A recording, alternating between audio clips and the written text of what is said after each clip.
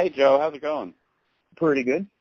Well, we're going to be talking about your upcoming sci-fi horror flick, The Mind's Eye, which hits theaters, video on demand, and iTunes on August 5th. Can you tell our listeners a little about the movie? Yeah, it's a low-budget telekinetic splatterfest. It's like, it's a really fast-paced kind of action-revenge movie, very 80s influence, The Fury, Scanners-esque, sort of, is the way that people like to describe it. You actually mentioned The Fury, one of Brian De Palma's earlier movies, and I'm surprised because the majority of people I've ever spoken to about it over here have never heard of it. So I'm actually delighted that was an influence. Yeah, that's actually a big, everybody always asks me, like, how big of an influence was Scanners? And, of course I love Scanners, but The Fury was definitely way more of an influence to me, from everything from the body explosion to The Institute, which is definitely mirrors. I feel like it's a cross between The Brood and the Fury Institute. What do you think about the talk about them remaking it? I don't know. I hope it's good. I think as I turned it's supposed to be a mini-series now, which could be cool. Don Mancini, who did the Child's Play series, I think is writing it, which should be interesting. Right. Well, as an avid horror fan myself, and having grown up in the 70s and the 80s, I've always had a tremendous liking for Cronenberg's Scanners. And I know people familiar with that movie, hailed as a classic by many, will undoubtedly compare your film to it. What was it about Cronenberg's movie that inspired you to want to make your own modernized version of it?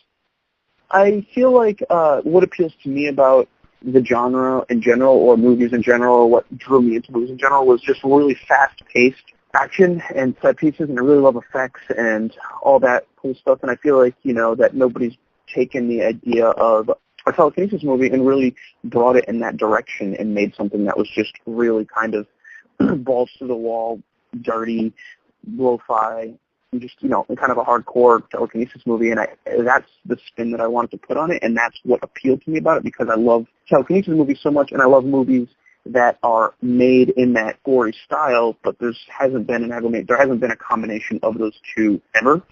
So those Scanner sequels come kind of close, but not really. So yeah, that was kind of what I was seeking and doing when I made it, or when I decided to chase making it.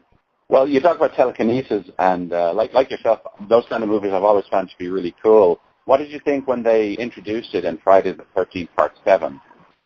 I feel like they were really stretching it. I feel like that it could have been a really cool idea, but unfortunately they had a director that wasn't that good to pull it off, and they had something like 20 days to shoot it, and it came out or they shot it 2 months before. As much as I would like to see the telekinetic versus Jason, I think that's an awesome idea. It definitely didn't come off as good as it could have. And interestingly enough, that was my favorite installment as a kid, maybe because of the telekinesis aspect. But now going back and watching it, it's like, God, it's actually really piss poor. I agree. John Carpenter and David Cronenberg are giants in the horror genre, and obviously Scanners inspired you with The Mind's Eye. But the other aspect of the film that I really liked was the soundtrack.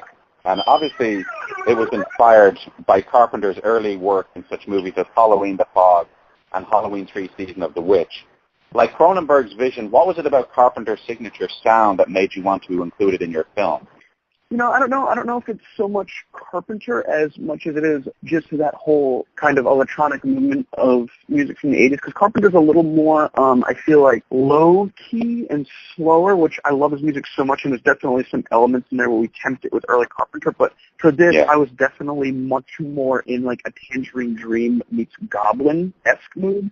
I wanted it to have that kind of soundscape, but also have, like, a really fast-paced section where we can have some drums, we can have some bass. So, because, as much as I love Carpenter's music, a lot of it is just synth stuff doesn't lend itself to really fast-paced action scenes.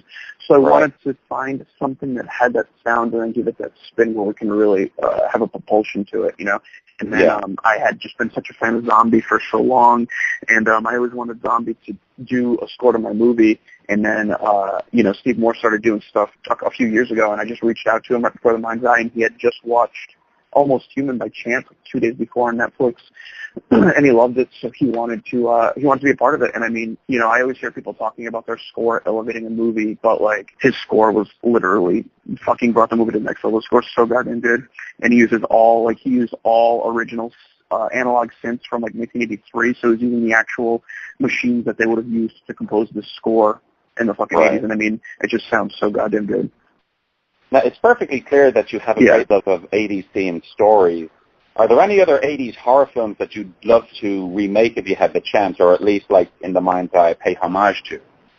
I mean, there's definitely a lot. You know, I love stuff like The Terminator quite a bit. I love time travel movies. I love robot movies.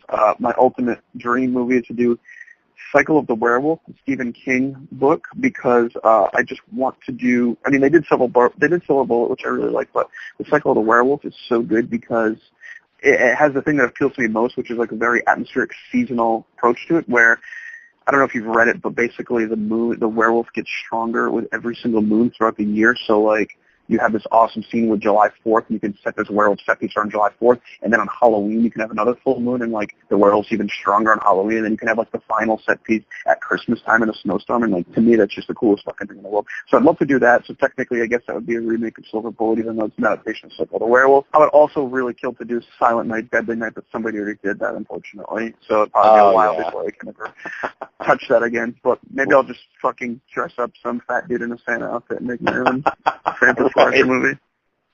Well, speaking of homage, one of the characters in your movie, Travis Levine, wears a black eye patch over his left eye, kind of reminiscent of Kurt Russell's Snake Plissken in Escape from New York and Escape from L.A., both directed by John Carpenter. Was that an obvious nod to the director, or was it just coincidence? That was just a coincidence. I wanted to give him a very, I wanted him to stand out from the rest in his physical appearance. And there was actually a backstory there where he was being insubordinate, and one of the hypodermic serum needles ends up telekinetically being shot into his eye, stabbing his eye out, causing him to therefore try much harder with his ability, and like therefore with one eye becomes even stronger. We ended up cutting all that stuff out, but that was the reason behind that. And then actually, the character in The Fury has it too, which fucking everybody brings up, and they're like, "You're ripping off that guy from The Fury." I was like, "No, I just want to have an eye patch." But now when I watch The Fury, I'm like, "God damn, it's so fucking close to that guy from The Fury." That's right. In The Fury, you had John Cassavetes. Near the end, he had the eye patch as well. That's right. I found actor John Spiridakos, who plays the nefarious Dr. Slovak in the film, to be eerily similar physically to the late Brian James, who was notorious throughout the 80s and 90s for playing bad guys in such movies as Blade Runner, Enemy Mine, and Tango and Cash. Did his appearance have anything to do with him being cast as the film's main villain? No, like he actually came out very late too, like into the process. He was supposed to play another character, and then we asked him at the last, or maybe like a week before, if he would come on board to play the Doctor. So like we had very little time to kind of try to shape that character based on his appearance and all that. So I think what we came up with is definitely awesome, and a testament to him and his background and his methodical background in acting. Okay, well, folks, today we were talking with Joe Begos, the writer, co-producer, and director of the upcoming sci-fi horror flick The Mind's Eye, which hits theaters, video on demand, and iTunes on August 5th. Joe, thanks so much for talking with us today, and best of luck with the opening of your film. All right, thank you, man.